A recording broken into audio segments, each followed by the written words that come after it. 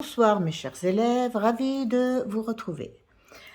Alors, toujours dans le même objectif, c'est-à-dire comment analyser un conte et comment écrire un récit au passé.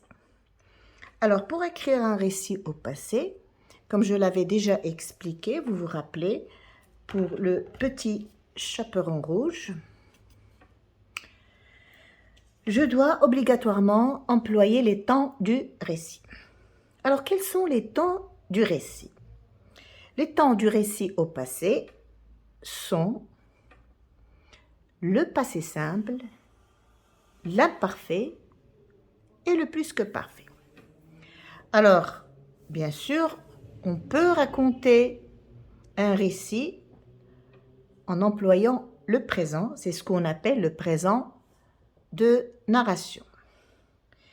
Mais ce n'est pas ce qui nous intéresse aujourd'hui. On va parler du passé simple et de l'imparfait. Alors, l'imparfait, comme vous savez très bien, l'imparfait, on l'utilise pour décrire.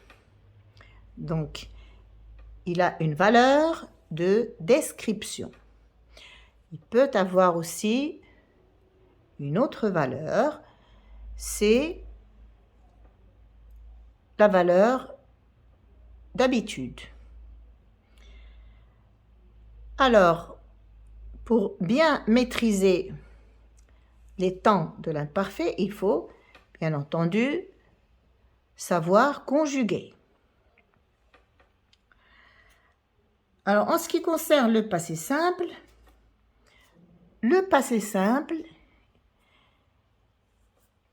on l'utilise quand il s'agit d'une action de premier plan. Elle est délimitée dans le temps. C'est-à-dire, on sait quand est-ce que l'action a commencé et quand est-ce qu'elle a terminé. Contrairement à l'imparfait, il a une valeur indéterminée. On ne sait pas quand est-ce que l'action a commencé ni quand est-ce qu'elle va terminer. Alors, le passé simple exprime aussi des actions successives qui font avancer le récit. Alors, je vais vous donner un exemple. Par exemple, maman dormait dans sa chambre. Soudain, quelqu'un frappa à la porte. Donc, vous voyez, l'imparfait est là, il décrit la maman qui dormait dans sa chambre, et le passé simple, on l'a employé pour exprimer une action brève, une action délimitée dans le temps.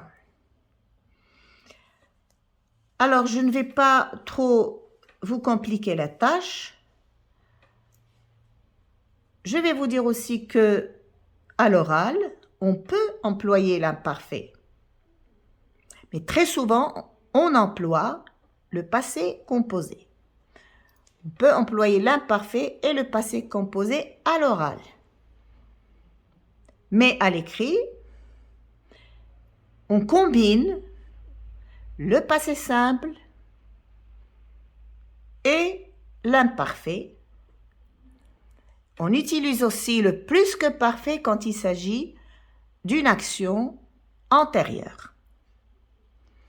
Alors, j'ai choisi pour vous deux verbes qu'on va conjuguer à l'imparfait et au passé simple. Alors, pour commencer, je vous propose le verbe dormir, qui est un verbe du troisième groupe. Alors, vous devez faire attention à la terminaison. Alors, dormir,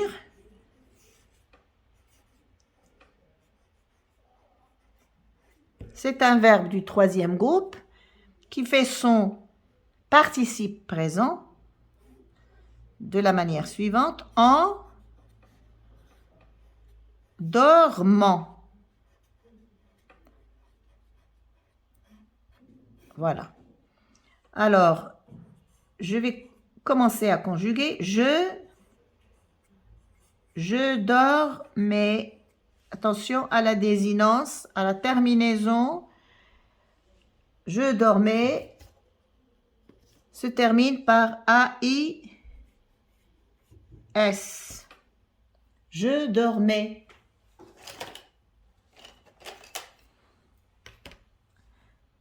Tu dormais. A-I-S. Pour les enfants qui ont encore des lacunes en conjugaison. Il, troisième personne du singulier, elle dormait. Elle dormait. Attention à l'articulation, à la prononciation du « est ». Elle dormait. C'est un « est » ouvert. Elle dormait. Nous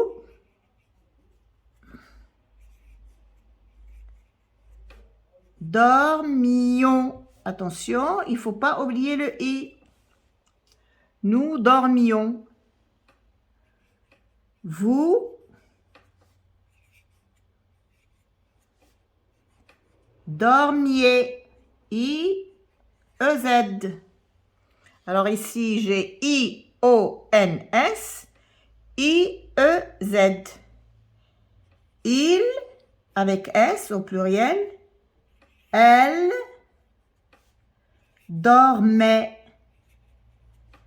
Elle dormait. A-I-E-N-T. Voilà. Donc, je vais souligner les terminaisons. Je dormais, A-I-S. Tu dormais, A-I-S. Il, elle dormait, A-I-S. Pardon, A-I-T, pardon. A-I-T. Nous dormions, I-O-N-S. Vous dormiez, I-E-Z. Il, elle dormait, A-I-E-N-T. I-O-N-S, I-E-Z, A-I-E-N-T.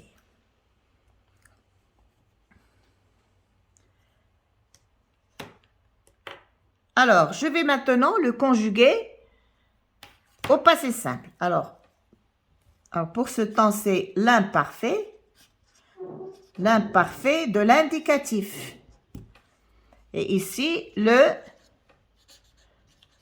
passé simple. Voilà. Alors, pour le passé simple, je vais dire je dors mi-is.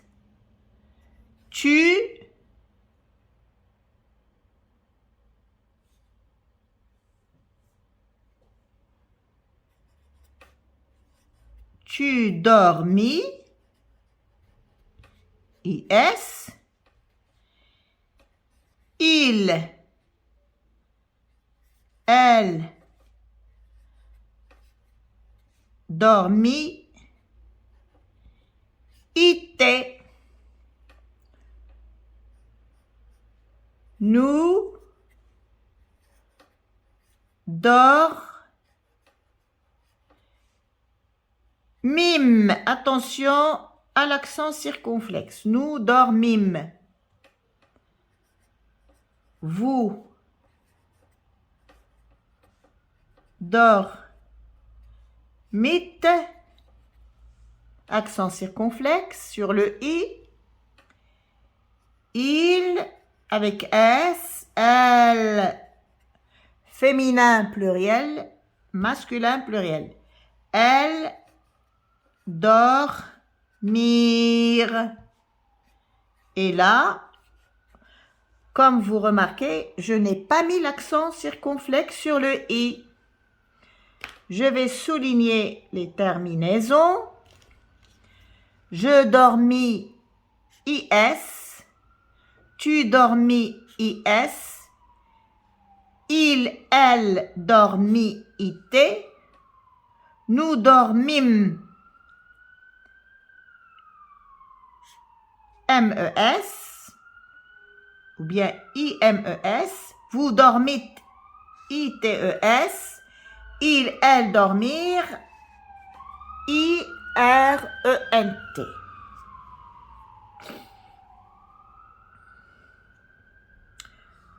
Je vais passer à un autre verbe.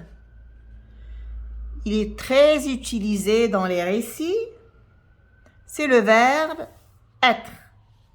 Par exemple, un jour, j'étais, ou bien le verbe avoir, un jour, ou bien quand j'avais 6 ans. Quand j'avais 6 ans. Là, c'est le narrateur qui raconte et qui est en même temps narrateur, auteur, narrateur et personnage. Quand j'avais 6 ans. Bon, là, bien sûr, je m'adresse aux élèves qui vont passer le brevet cette année et qui seront amenés à écrire une petite autobiographie ou bien des mémoires ou bien un journal intime, d'accord? Donc, mais les verbes que je viens de conjuguer sont utiles pour tout le monde, que ce soit le primaire, le collège ou le lycée. Alors, je vais passer au verbe être.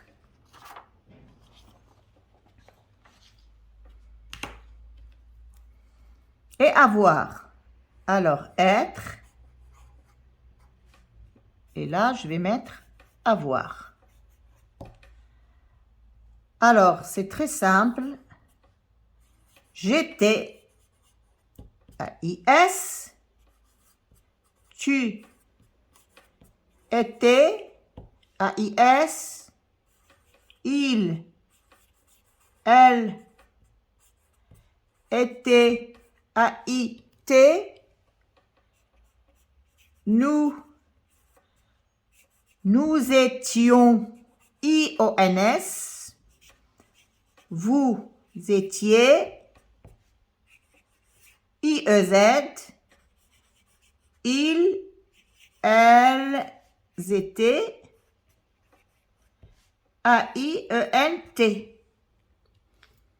Alors, pour le verbe avoir, j'avais, alors comme je vous ai expliqué, je dis quand j'avais 6 ans, par exemple. Et là, quand j'étais petit. Et je continue à raconter. J'avais, tu avais, AIS, j'avais AIS, tu avais AIS, il, elle avait AIT, nous avions, n'oubliez pas la liaison, nous avions IONS. Vous aviez IEZ, n'oubliez pas la liaison. Vous aviez, ils, elles avaient. Voilà. N'oubliez pas la liaison AIENT. Alors, je vais souligner les terminaisons. J'étais AIS, tu étais AIS, il était AIT, nous étions IONS, vous étiez IEZ, elles étaient AIENT. Pour le verbe avoir, j'avais AIS, tu avais, il, elle avait, nous avions, vous aviez, ils, elles avaient, AIENT. Donc voilà mes chers élèves, Je vous remercie infiniment et n'oubliez pas de réviser votre conjugaison et de vous préparer à l'examen, de vous préparer à écrire un récit. Je fais une petite récapitulation. L'imparfait, on l'utilise dans la description.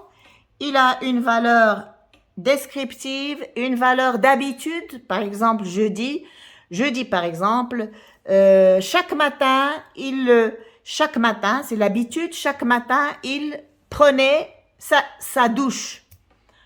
Donc, c'est une habitude qui se répète chaque matin.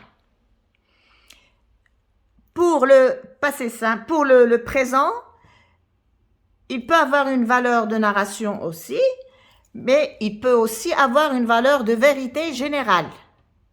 Par exemple, et surtout on l'utilise dans les dictons, dans les proverbes, par exemple, l'eau bouille à 100 degrés. L'eau bouille à 100 degrés. Ici, le verbe bouillir, il est conjugué au présent de l'indicatif et il a une valeur de vérité générale, de vérité scientifique. La Terre tourne autour du Soleil. La Terre tourne autour du Soleil. C'est un présent de vérité générale. Pour le passé simple, il est très souvent employé au premier plan. Il exprime une action accomplie qui a un début et une fin. Et aussi, il est utilisé pour marquer la succession dans le temps et pour faire avancer les événements dans le récit. Donc voilà mes chers élèves, merci beaucoup et à une prochaine vidéo, je vous attends avec plaisir.